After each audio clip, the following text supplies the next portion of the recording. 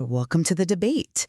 We are discussing what feels like one of the most pervasive pressures in modern professional life, this imperative for continuous reinvention. It doesn't matter if you're a massive organization or, an individual contributor. The whole idea of setting a fixed 5-year plan seems increasingly, delusional. The world is just too fluid. Markets pivot too quickly, and technological leaps are too frequent for these monolithic blueprints to survive. And that pressure to be endlessly agile and constantly adaptive is, frankly, exhausting the workforce and, I would argue, leading to poorer results in many sectors. Exactly. And that brings us right to our central question today. Does this modern demand for continuous reinvention, this adaptive mindset, does it really offer the resilience and innovation needed to thrive? Or is it an unsustainable, exhausting pursuit that, undermines the value of necessary structure and deep long-term commitment?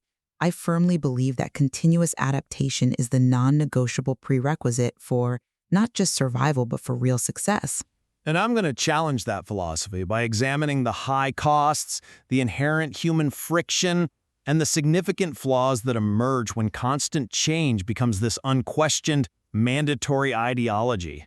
Look, adaptability, when it's framed correctly, is the ultimate competitive advantage. It allows organizations and individuals to move beyond just reacting to things. We're not aiming to just survive change. We are striving to cultivate systems that actually thrive because of change.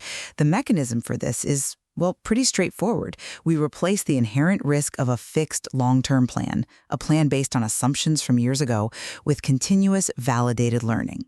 Validated learning is a wonderful intellectual concept. It is a practical necessity. It means viewing every single effort, every project, every product launch as a testable business hypothesis.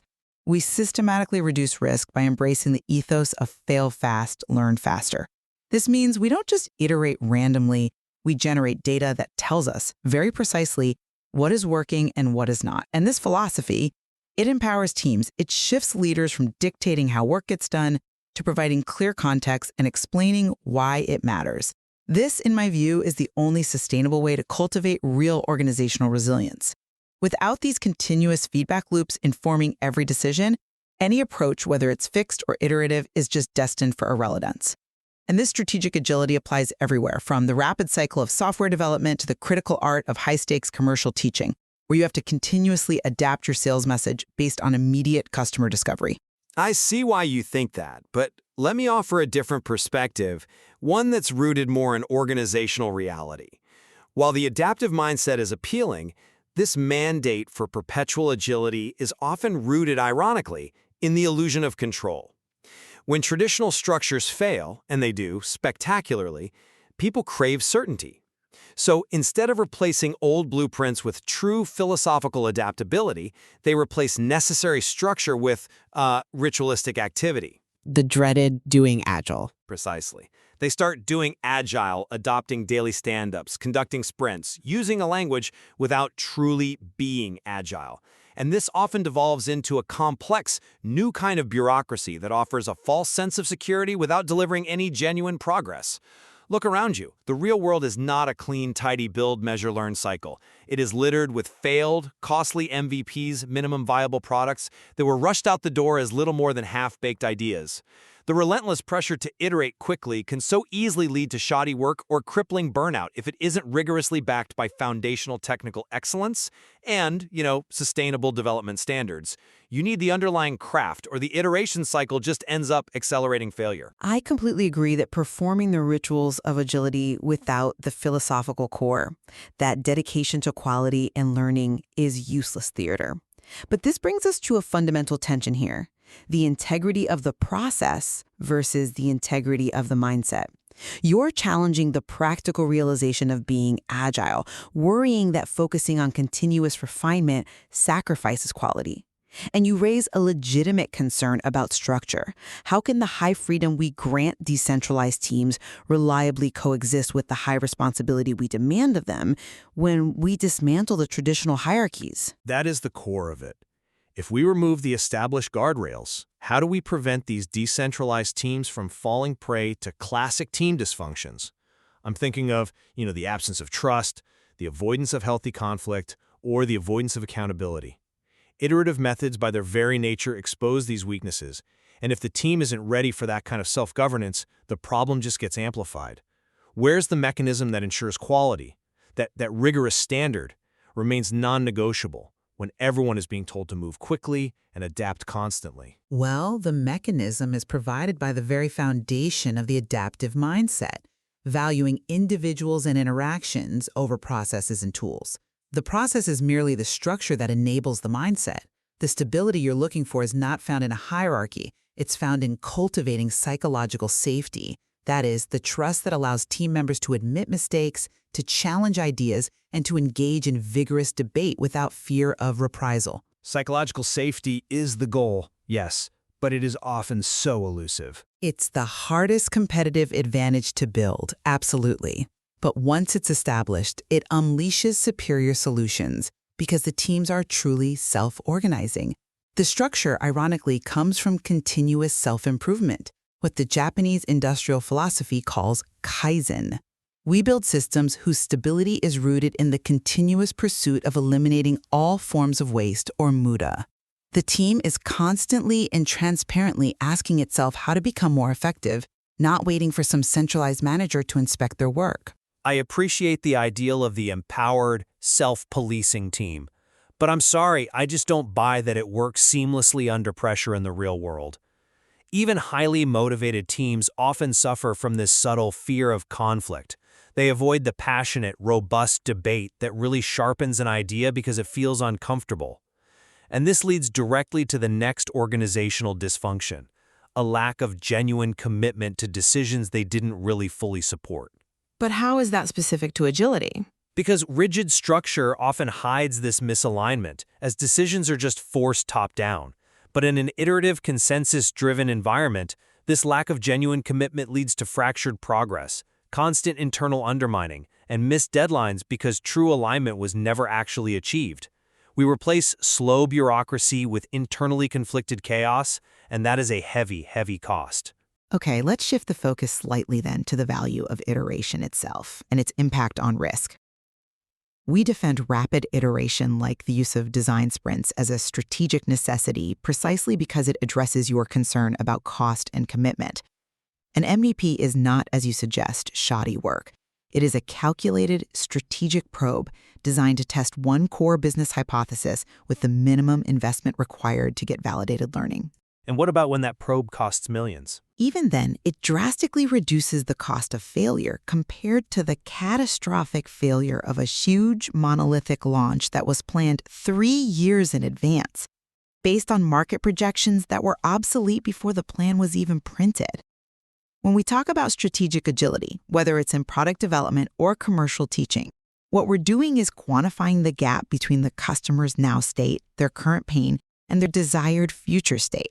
Rapid, strategic learning closes that gap faster, and that creates urgency and immense value. That works beautifully for digital products, where the cost of a failed prototype is low, maybe a few weeks of development time. But have you genuinely considered whether this data-driven, rapid iteration model works for complex, long-term engineering or high-stakes manufacturing? You point to rapid prototyping, which is fast and cheap for early conceptual models, for instance using fused deposition modeling, FDM plastics. But scaling that iteration for mass customization, or worse, for mission-critical components, using processes like direct metal laser sintering, DMLS metals, is a completely different order of magnitude. But that's where the innovation is happening. It is, but the stakes are so much higher. DMLS requires immense upfront knowledge. We call it Design for Additive Manufacturing, or DFAM. This requires highly specialized skills to achieve something like topology optimization. If your test iteration fails because your design for weight reduction created a flaw, you scrap a very expensive metal part, or worse, the component fails in the field. You can't just fail fast in these high-cost environments without rigorous foundational knowledge first. And furthermore, in any domain, there's a real danger of confusing vanity metrics, easy numbers like raw page views or downloads, with true actionable metrics, like customer retention or conversion rates. Pivoting based on vanity metrics leads to resource waste and development churn based on noise, not genuine insight. I'm not convinced by that line of reasoning because the principles you mentioned, DFOM, the use of topology optimization, part consolidation, are precisely what allow manufacturers to build what we call anti-fragile products. We are designing components that are stronger, lighter, and more resilient than ever before. We're incorporating the ability to handle complexity into the very structure of the product.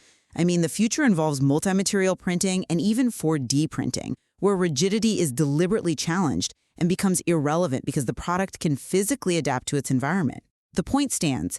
The greatest risk today in any industry is not changing. Sticking to the monolithic long-term plan is the path of guaranteed obsolescence. Fine. Then let's address the highest level of skepticism, which you acknowledge, the paradox of meta-agility. If the framework itself, whether it's Scrum or Kanban or some hybrid approach, if that must be continuously questioned, modified, and reinvented, that is, being agile about your agility, doesn't this introduce debilitating endless complexity? It sounds intellectually pure, but where does the stability required for fundamental organizational functions, long-term strategy, market vision, employee well-being, where does that come from if even the rules for adaptation are temporary? If the method itself is in perpetual beta, that sounds like chaos, not control. Meta-agility is the necessary defense against organizational complacency. We have to fight the inevitable impulse to turn a successful new framework into the next dogma.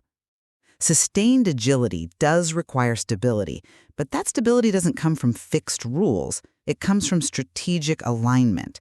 We use transparent tools like objectives and key results, OKRs, to ensure every team knows how their fast iteration connects to the larger organizational purpose. But OKRs can be just another metric-driven ritual if they're poorly implemented. That's where the human element comes in. Stability is also maintained by empowering individuals through specialized communities of practice, or COPs, to share knowledge, standardized best practices, and evolve those practices organically. The stability ultimately comes from an unwavering organizational commitment to continuous learning and a shared, transparent vision, what we often summarize as context, not control. Leadership provides the destination, and the teams figure out the best, most adaptive way to get there. I acknowledge the intellectual appeal of meta-agility. It is, philosophically, the apex of the adaptive mindset. But I return to the practical strain it places on the human beings who have to execute it. This relentless self-critique, this demand for constant, high-level intellectual labor leads to exhaustion and confusion in the trenches. And what happens in times of crisis or market pressure? Organizations immediately retreat and cling to rigid, fixed, scaled frameworks just to enforce a semblance of control and predictability for stakeholders who are, quite frankly, tired of the chaos. The impulse for stable structure is deeply human, and the adaptive model often fails when it ignores that inherent need. The very fact that organizations revert to rigid frameworks under stress proves the necessity of the agile mindset. The structure is often the first thing to fail when pressure hits, because it wasn't built for stress. Agility is the necessary philosophical fight against the impulse to cling to old, failing certainties. And the question remains, is that fight sustainable, or does it eventually just collapse under its own weight? As we conclude, I would say the adaptive mindset is the only path forward. It's founded on transparency, empowerment, and the rigor of validating every single decision with real-world feedback. Change is not something we can avoid. It is something we have to embrace. Agility allows us to shape that change and turn it into true innovation, rather than constantly suffering from its effects. And I conclude that while the philosophical tenets of continuous reinvention are compelling, often necessary, and highly insightful, the practical execution often struggles against inherent human limitations, organizational friction, and the immense real-world costs of radical decentralization. True success requires balancing this adaptive push, this need for flexibility, with robust, foundational structure and genuine accountability for outcomes, not just for processes. The pendulum swings, and we need to find the sweet spot between agility and stability.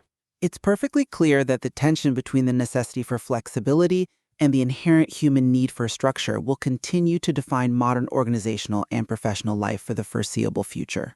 And it's a conversation that demands continuous rather than sporadic scrutiny.